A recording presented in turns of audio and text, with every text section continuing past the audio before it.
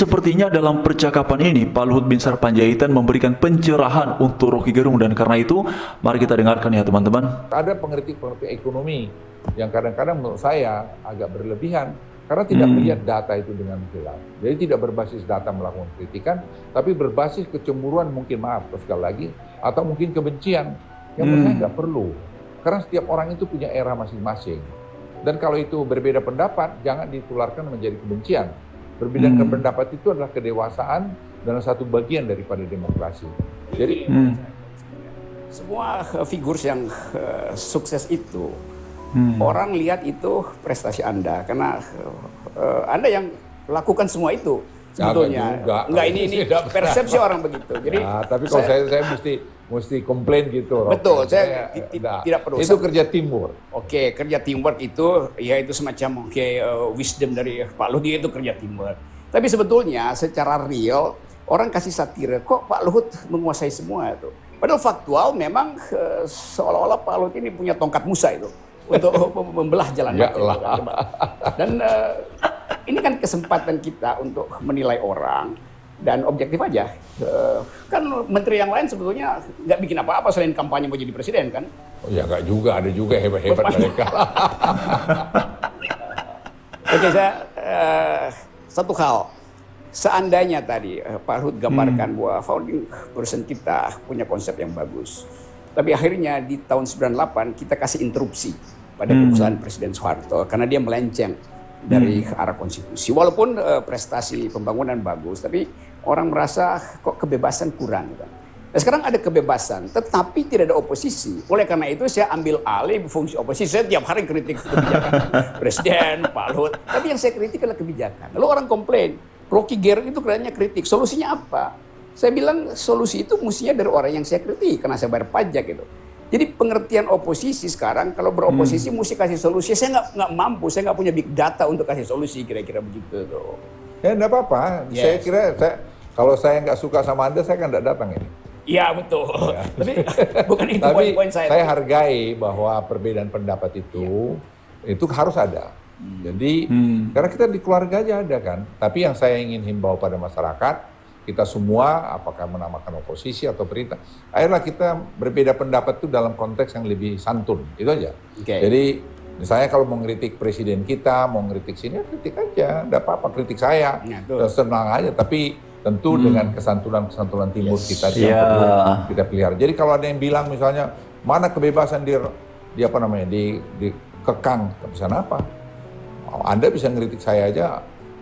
Rocky kritik presiden juga bilang dungu, bilang apa, nggak ada masalah. Presiden walaupun terus terang itu menyakitkan. Tapi ya sudah. Rocky mengakui. Tapi ke depan saya hanya himbau dengan seperti ini. Ayo kita bangun bangsa kita ini dengan spirit kebersamaan, bahwa kita berbeda harus ada beda. Karena kalau tidak ada beda nanti kita jadinya ABS, jadi lupa gitu. Saya Anda kritik terus saya dengar, saya tanya si Firman Man, ini bagaimana ini barang ini, saya bilang oke Pak, ini datanya begini. Ya, oke, kita terima. Jadi sehingga ada teman-teman yang bilang Pak Gerung misalnya, ini contoh ini Rocky mau begini. Saya bilang nggak apa-apa, kita dengar. Dan setelah kita makan di kantor saya bilang paten juga kawan nih gitu ya. Jadi it's okay. Beda pendapat tidak ada perlu mesti jadi musuhan. Oke, teman-teman, sebelum kita lanjut, mari kita lihat dulu satu persatu ya terkait dengan komentar di sini ramai sekali ya. Jadi memang kalau tadi kita lihat ya dalam percakapan antara Pak Luhut Binsar Panjaitan dengan Pak Rocky Gerung, yang pertama memang kita tidak bisa mengabaikan bahwa Pak Luhut Binsar Panjaitan ini punya karisma yang luar biasa, punya wibawa yang sangat menakjubkan. Bahkan kalau kita lihat ya, Rocky Gerung itu tampaknya lebih kalem ya, berbeda dengan beliau berbicara mengkritisi manakala beliau diundang dalam sebuah forum, dalam sebuah dialog, itu beliau sepertinya garang sekali ya menyampaikan ide-ide dan cara berpikirnya ya. Tetapi dalam percakapannya dengan Rocky Gerung ya, dengan Pak Luhut Binsar Panjaitan, Pak Rocky ini nampaknya lebih kalem, lebih santun, dan istilah-istilah yang beliau pakai pakai itu lebihnya ya bisa dikatakan lebih soft ya, lebih lembut daripada kalau kita bandingkan ketika beliau Pak Rocky ini berbicara dalam forum-forum yang lain, dalam diskusi-diskusi yang lain. Makanya tadi bahkan Pak Rocky Gerung, Pak Luhut Binsar Panjaitan juga mengingatkan Rocky Gerung bahwa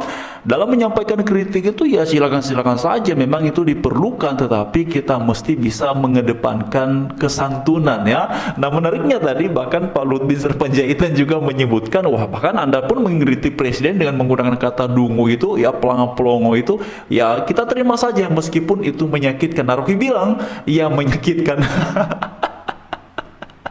Tapi begini teman-teman sekalian, dari semua percakapan, dari semua dialog yang saya ikuti mengenai Rocky Gerung, baru kali ini saya melihat Rocky Gerung itu sepertinya dicerahkan ya.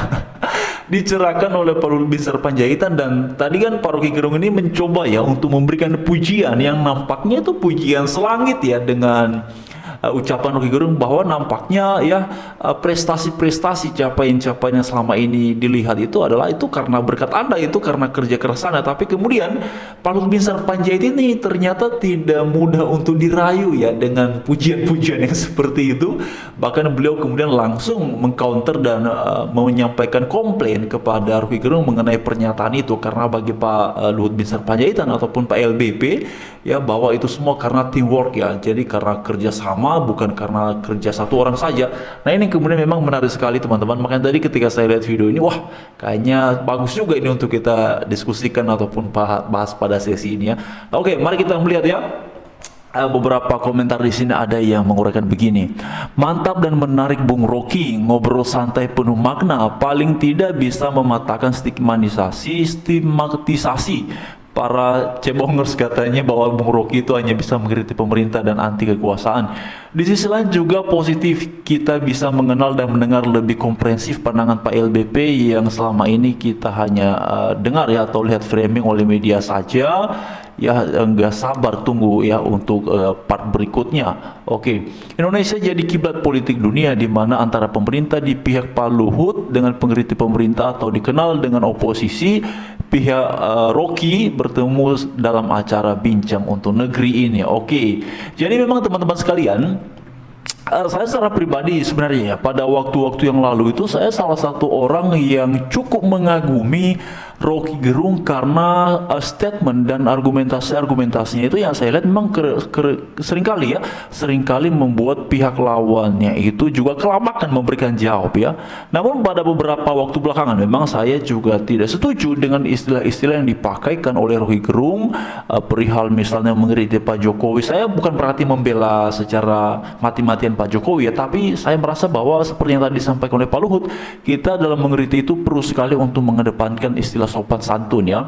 Ya kalau kita lihat Rocky Gerung ini ketika mengkritik Pak Jokowi bahkan sempat viral ya pada beberapa waktu yang lalu, itu kan ada satu kata yang sampai Rocky Gerung ini di demo ya, sampai dia itu dituntut dan diharapkan untuk bisa dipenjarakan mengenai ucapannya kepada Pak Jokowi ya. Apa waktu itu dia bilang teman-teman, ada satu kata lah, teman-teman mungkin masih ingat ya, waktu yang lalu itu ketika ya Rocky Gerung dipolisikan, dilaporkan oleh banyak kalangan mengenai ucapannya kepada Pak Jokowi. Tapi sebenarnya begini ya, di satu sisi dalam tanda kutip ya, orang-orang seperti Rocky Gerung ini sebenarnya juga dibutuhkan ya di ruang publik dalam pengertian supaya ikut melakukan pengawasan terhadap penggunaan kekuasaan. Ya memang perlu juga sih, beliau ini sebenarnya harus bisa menghindari kata-kata yang selama ini beliau sering gunakan ya.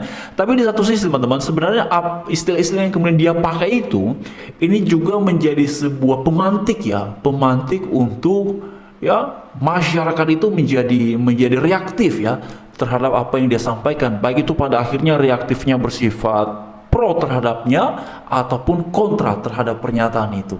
Ya saya pikir ya itulah situasinya sekarang. Namun ini sebenarnya di satu sisi ya, kebebasan Rocky Gerung sampai hari ini untuk bisa mengkritik, menyampaikan ucapan-ucapannya sebenarnya juga sekaligus menampar kaum-kaum kelompok yang selama ini nampak bisa dibilang itu sebarisan lah dengan Rocky Gerung yang sering sekali menyampaikan bahwa kebebasan berpendapat dikekang, kebebasan beropini dibatasi. Tapi orang seperti Rocky Gerung ini sampai hari ini masih seperti itu. Bahkan waktu yang lalu ketika dia dituntut dan dilaporkan juga kepada pihak kepolisian mengenai ucapannya kepada Pak Jokowi, ya itu kan ramai sekali, bahkan disertai dengan aksi-aksi demonstrasi, dengan aksi-aksi demo, ya. Tapi pada akhirnya Rocky Gerung tidak ditangkap. Padahal pada waktu itu Pak Jokowi ini adalah presiden. Nah, kalau misalnya Pak Jokowi pada waktu itu sebagaimana yang dituduhkan bahwa beliau otoriter dan segala macamnya, bisa nggak Pak Jokowi secara pribadi ya sebagai korban dari ucapan Rocky Gerung itu melaporkan dan meminta pihak aparat untuk menangkap Rocky Gerung? Sangat bisa, teman-teman, sangat bisa. Tapi yang terjadi tidak seperti itu. Justru ya ketika ditanya kepada Pak Jokowi, ya sudah katanya ya, Pak Jokowi tidak menjadikan itu sebagai sebuah persoalan. Pak Jokowi justru lebih fokus untuk bekerja. Nah inilah ya keistimewaan dari Pak Jokowi ini, selalu luar biasa ya.